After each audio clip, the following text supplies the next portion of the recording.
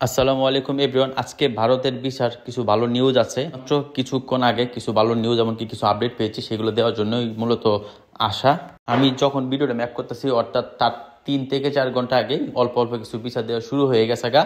অতএব আপনাদের এত হতাশ হওয়ার কিছু নাই। ভিডিও মূল অংশে যাওয়ার আগে আপনাদের প্রতি আমার কিছু কথা। আমি একজন প্রবাসীদের উপকার হয় সব সময় এরকম সঠিক তথ্য দিয়ে থাকি যাচাই বাছাই করে আমার এই চ্যানেলের মাধ্যমে। আপনি যদি নতুন হয়ে থাকেন অবশ্যই আমার চ্যানেলটাকে সাবস্ক্রাইব করে পাশে থাকবেন। সম্প্রতি ভারতের ভিসা সম্পর্কে নিয়ে বর্তমানে যে আপনার উপদেষ্টা সরকার আছে, অর্থাৎ বর্তমান যে আপনার অভ্যন্তরীণকালীন সরকার, সেই সরকারের পররাষ্ট্র বিষয়ক যিনি আছেন তিনি সম্প্রতি সময়কালকে জানিয়েছেন, সাংবাদিকদেরকে বলেন কিছু ছাত্র এসেছিল যারা ভারত থেকে তৃতীয় দেশের ভিসা সংগ্রহ করতে। এখন ভারতীয় ভিসা নীতি পরিসরে দেওয়া হয়েছে, ফলে সমস্যা দেখা দিয়েছে।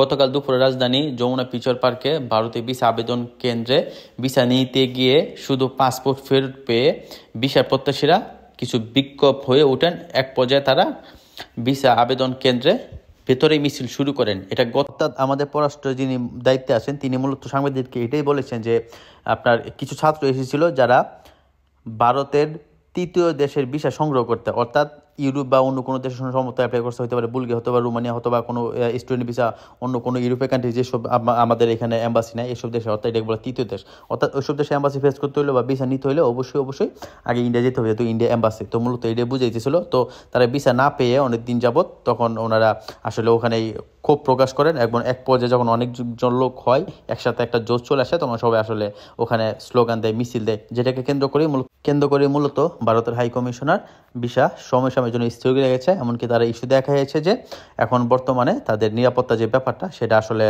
খুবই নগণ্য। যাই হোক, এটা তারা বলছে বলার পরে আমাদের যারা আপনার গভর্নমেন্টের দায়িত্বে আছে তারা তো তাৎক্ষণিকভাবে আসলে ব্যবস্থা গ্রহণ করেছে। এমনকি এখন পর্যন্ত তারা প্রকাশ্যে বলবেন আমরা এটা করতেছি এটা করতেছি, তারা যা করার দরকার নিরাপত্তা দিয়ে শুরু করে এভরিথিং সব কিছু ওখানে করে ফেলেছে অলরেডি।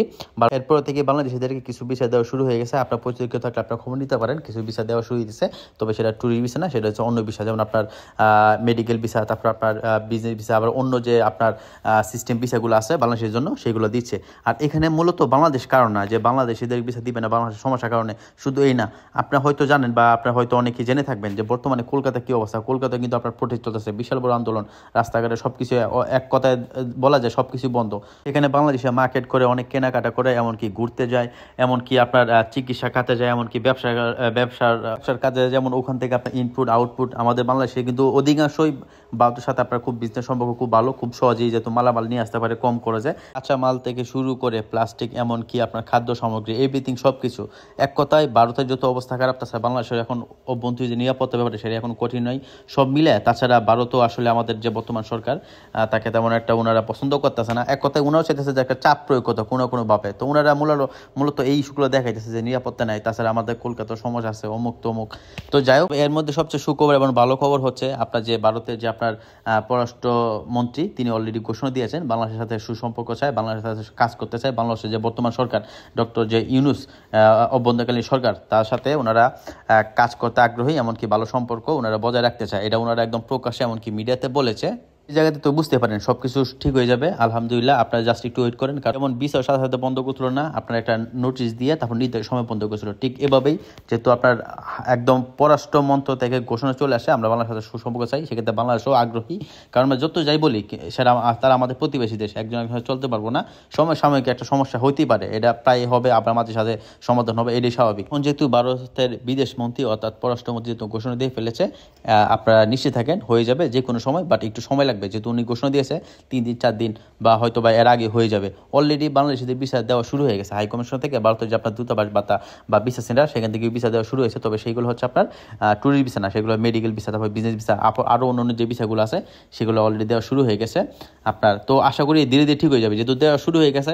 মনে করেন যে এই 2 দিন আপনি মেডিকেল ভিসা দিবে, 3 দিনের মাথায় দেখবেন ট্যুরিস্ট ভিসা পেয়ে যাবেন, আবার 4 দিনের মাথায় ছাত্ররা বা স্টুডেন্টের ভিসা পেয়ে যাবে, অর্থাৎ যে কোনো সময় হয়ে যাবে। আপনারা হতাশ হওয়ার কিছু নেই, জাস্ট একটু ওয়েট করেন, যেহেতু একটা সমস্যা হয়েছে সমাধান হয়ে যাবে খুব শীঘ্রই।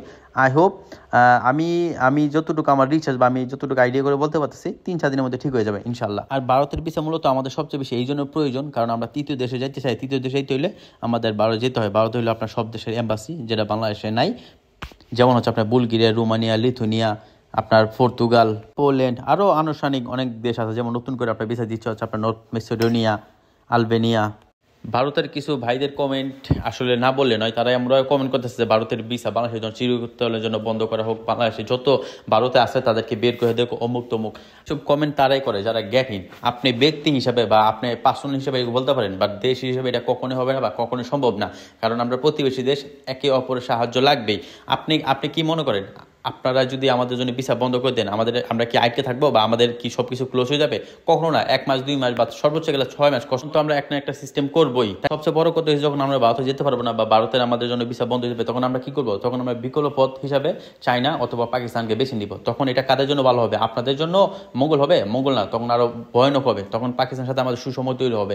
আর পাকিস্তানের সাথে বাংলাদেশের সুসম্পর্ক হওয়া মানে ভারতের অভ্যন্তরীণ নিরাপত্তা বা জাতীয় নিরাপত্তার জন্য হুমকি। তো সেটা আপনি পার্সোনালি বা ব্যক্তি হিসেবে বলতে পারেন ওদের ভিসা দিয়েন না বা ভিসা বন্ধ করা অমুক তমুক, কিন্তু আপনি একটু গবেষণা করেন, একটু রিসার্চ করেন, তারপরে এইসব কথা বলেন। এইসব কথা তারাই বলতে পারে যারা জ্ঞানহীন, যাদের জ্ঞান একদম টোটালি নাই। যাই হোক, সর্বশেষ আমি আবারও আপনাদের মাঝে হাজির হইব নতুন কোনো আপডেট পাওয়ার সাথে সাথে। তো আজকে এখন তো ভালো থাকেন সবাই। খোদা হাফেজ এভরিওয়ান।